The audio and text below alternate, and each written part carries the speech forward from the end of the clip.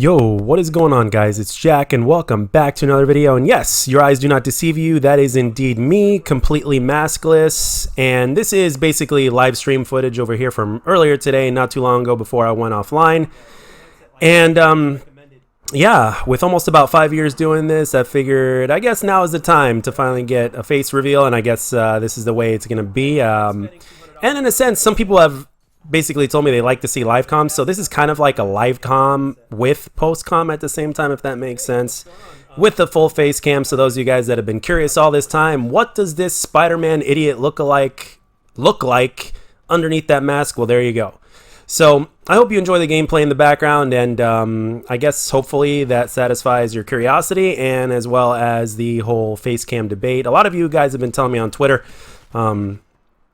that of course you prefer the face cam thing, of course, and you want it maskless and all that kind of stuff. So yeah, so as time goes on, I continue to learn more and more about this whole thing and what works and what doesn't. And I said, what the hell, why not? And I got a brand new headset today, and my sciatica's feeling better, so I'm like, you know what, why not? Let's get the face cam going now that I don't have to lie down while I'm playing, at least not for now. I'm a little bit sore right now, but other than that, we're doing good. But let's get past that right now and talk about the topic at hand, because as you guys know, with every single video, there's only a limited amount of time, and there's only so much we could talk about during that time. So let's get right into it. So now, as time gets closer and closer to the release of Black Ops 2020, which is said to be a soft reboot, at least it's what it's rumored to be, a soft reboot of the Black Ops series, it kind of makes me think of Black Ops 1 a lot. And if to a certain extent they were to copy what they've done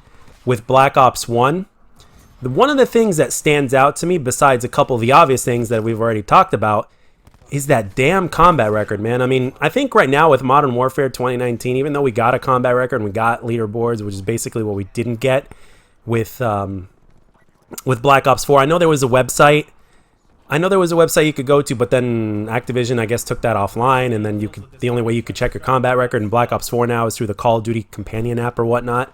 So yeah, but for the most part, we used to have a combat record and leaderboards, and in Black Ops 4 we didn't have it, and then in Modern Warfare we did have those things, but I don't really, I mean, again, I'm not paying attention too much to the game except for when news comes out about the game. But from a gameplay perspective or anything like that, other than maybe watching PwnStars.com stream every once in a while whenever I get a chance to get to his stream, when I'm not streaming or whatnot, or whatever the deal is, I watch him play Modern Warfare, or maybe I'll just watch some other guys play the older Call of Duties or whatnot, or watch old videos. But one of the things that I have noticed is that I don't think we care as much about combat record and leaderboards if the game itself is not up to par as well. I mean, you see how everything kind of goes hand in hand. So now, Treyarch, despite the fact that Black Ops 2020 may be a soft reboot, it may be a lot of cut and paste, it might be a mixed bag, it might be incomplete or whatnot, they still have the opportunity to make the game overall better from a gameplay standpoint.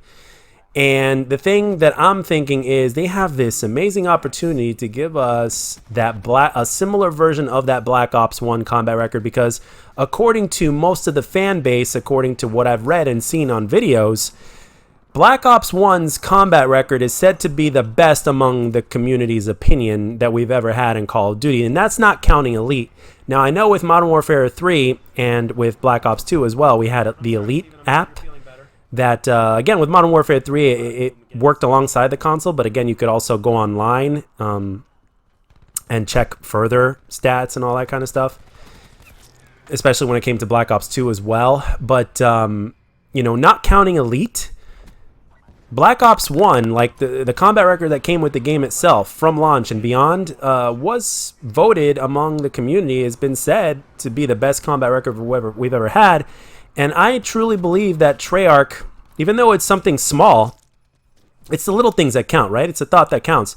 Treyarch and company, and what I mean by company is Sledgehammer Games and Raven, when they're not up in each other's throats and shit, they have this opportunity, this amazing opportunity to, if we're going to get that soft reboot that like it's been said or rumored or whatnot, they have this amazing opportunity to give us that Black Ops 1 combat record, but even better than what we've gotten before. Now, for those of you guys that remember, the Black Ops 1 combat record had everything. It had everything from your accuracy to every single one of your guns, how many kills you've gotten with your gun, how many times you've died to every gun, kill streaks, how many kills you got with those kill streaks, how many times you died to a certain kind of kill streaks or whatnot. I mean, it was for back in its day, back in what, 2010, early 2011 or whatever it was, when Black Ops 1 was released, that was a big deal. And ever since then, we haven't really gotten, at least in the eyes of the community, we haven't really gotten a full-on combat record that was quite like that one. The kind of combat record that really kind of started it all, so to speak. It's kind of amazing as to how Black Ops 1 pretty much started it all when it came to like things like the combat record. All of a sudden, after Black Ops 1, the combat record became something that was very important for the community, and it was a big deal. The same thing goes with leaderboards. Now, with leaderboards, again, it's all really much dependent on how much you play. I understand that, and I agree. But at the same time, there are those people that are interested in to see where they're at in the leaderboards, in the weekly, in the monthly, and all that kind of stuff. So, but especially with Black Ops 4, it was kind of disappointing that we really didn't get an in-depth combat record, or at least, you know, a minimal type of combat record that we were used to having. We didn't have that, so it fucks with my aim assist. I think right now Treyarch and company really have a unique opportunity to make this happen. And I know this is something very, very small, but to a lot of people in the Call of Duty community, it really is a whole bunch of those little things that are put together that really count more than anything else. Because, again, if you're missing one piece of something and then another small piece of something and another small piece of something, you add in all those little things, it turns into one big-ass problem, and then the community is going to be pissed about that. And not to mention the fact that whether we buy microtransactions or not, we make these people money. These people make money in the billions, and the devs, I'm sure, are fine, and, you know, they've got jobs. I mean, I still have this kind of conspiracy that Infinity Ward may be short-handed, or maybe even all three, Treyarch, Infinity Ward, and Sledgehammer Games, or whatever's left of them, or whatever you want to call it. I wouldn't be surprised if they were short-staffed as well, and something else is going on behind the scenes. And you really can't know what is going on behind the scenes when it comes to this whole Call of Duty phenomenon thing. Well, it used to be a kind of phenomenon. Right now, it's basically killing itself due to the decision-making that they're doing in terms of the development standpoint. Well, at least with Modern Warfare. With Black Ops 4, they did make less mistakes, in my opinion, and I'm trying not to be biased here. In my opinion, in my eyes, they made less mistakes.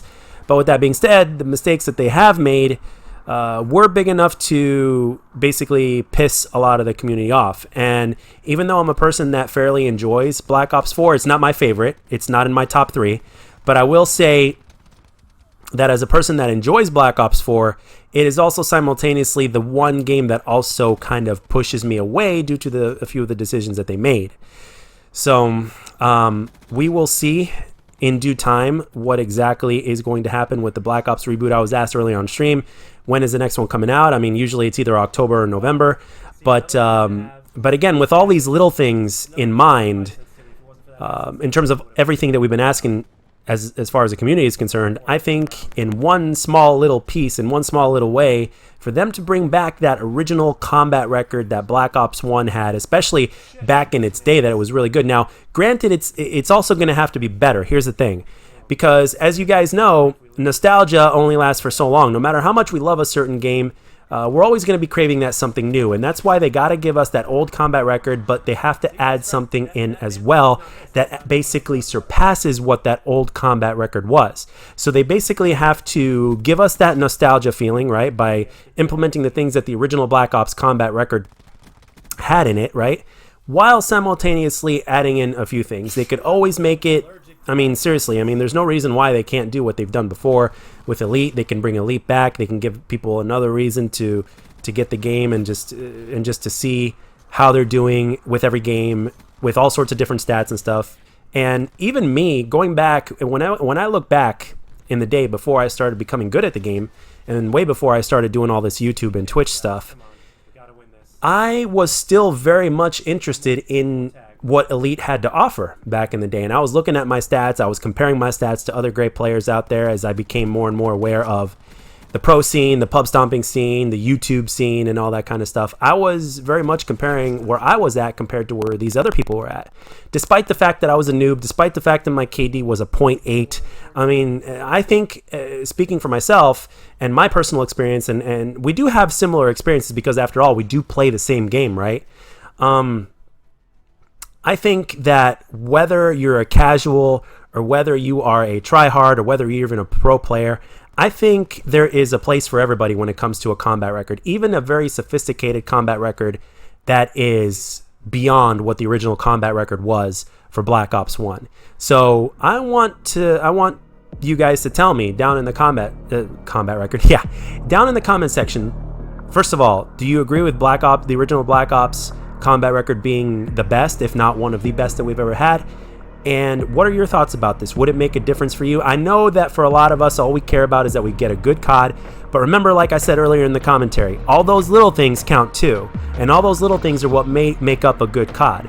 So what are your opinions and thoughts about this whole combat record thing? So let me know down in the comment section. And if there's anything specific you want to tell me in terms of what you would request inside the combat record that hasn't been implemented before, or something that was and was taken out, let me know down in the comment section. And as always, guys, if you enjoyed this video, let me know. And if you didn't, let me know what I can do to make my videos better. And I'll catch you guys on the next one.